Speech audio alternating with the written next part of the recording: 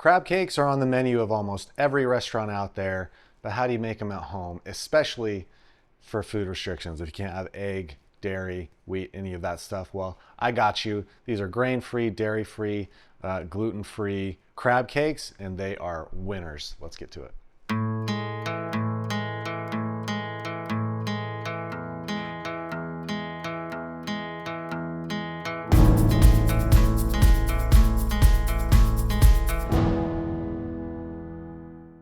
One of the difficult things with crab cakes, especially when making them for food restrictions, is how to bind them together. Typically, you're talking egg, breadcrumbs, you'll have maybe some Parmesan cheese in there.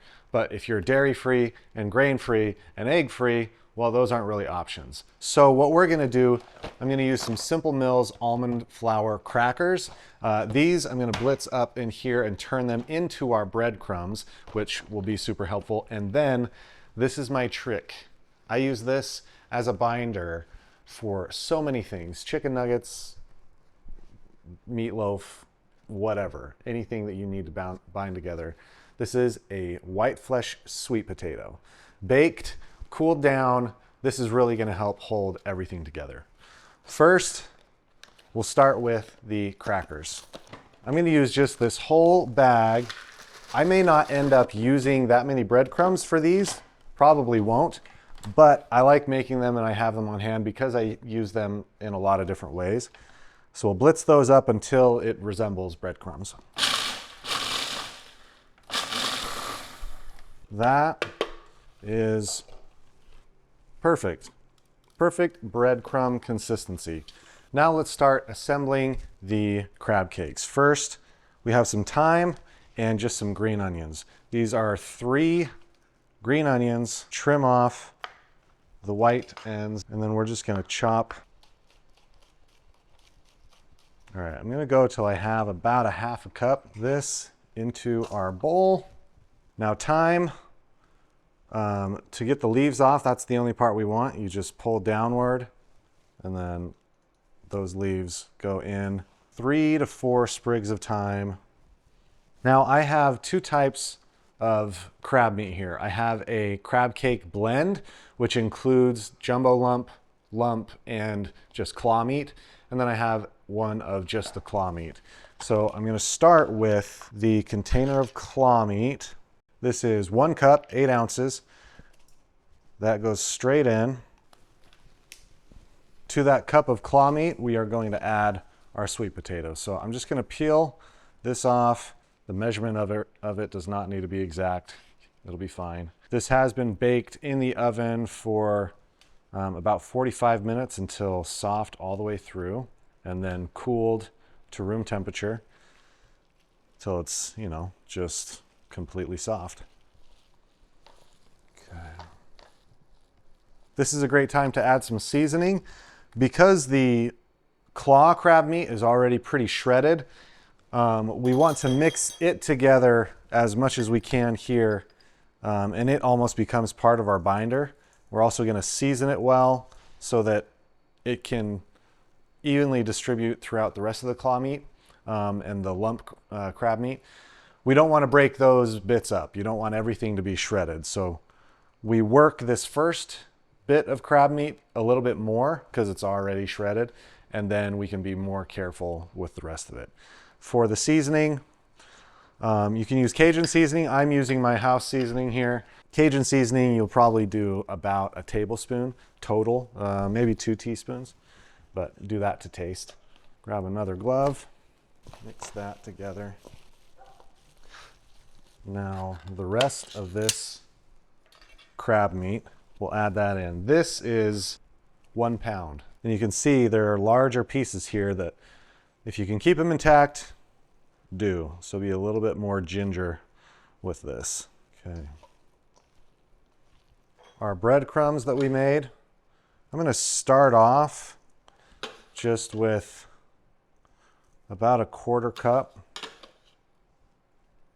I have mashed potato flakes in with that, and we will mix that together carefully until uniform in texture.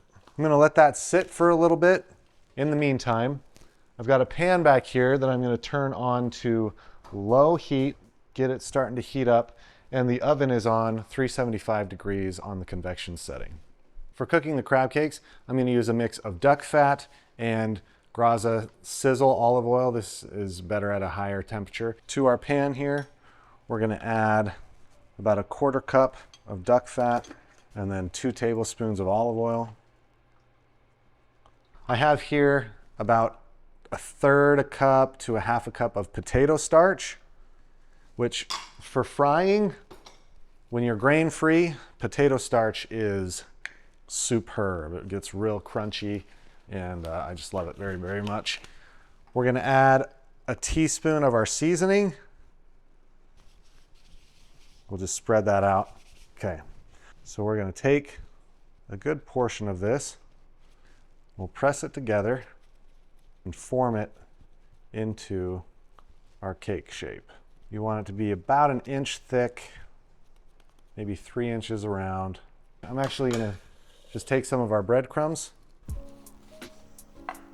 press it down on one side, flip, ooh, press it down on the other, right into our pan. Once you can start to see the browning happening around the bottom, then we'll flip, and after they're all flipped, it'll go in the oven to finish cooking while we make our sauce.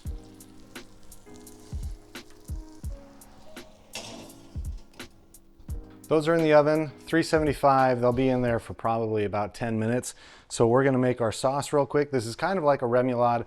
I don't go like as in-depth as a remoulade sauce. It's like an easier version, we can say. We're gonna start with some mayonnaise, 1/3 cup. I have 1 garlic clove. We're gonna grate that. Grillo's pickles, but I'm just using the liquid from it. It's okay if some of the dill gets in there. We're going to use about 2 tablespoons, I would say. Tabasco sauce, this is going to be about 1/2 teaspoon. Worcestershire, this will be 1 teaspoon. And then salt and pepper to taste, just a good pinch of that.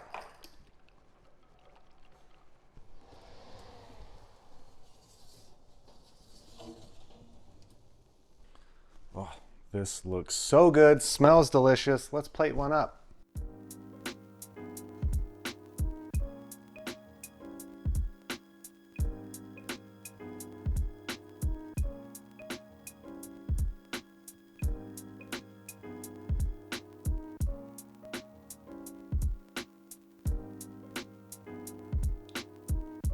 Amazing time to taste, and I'm really excited about this.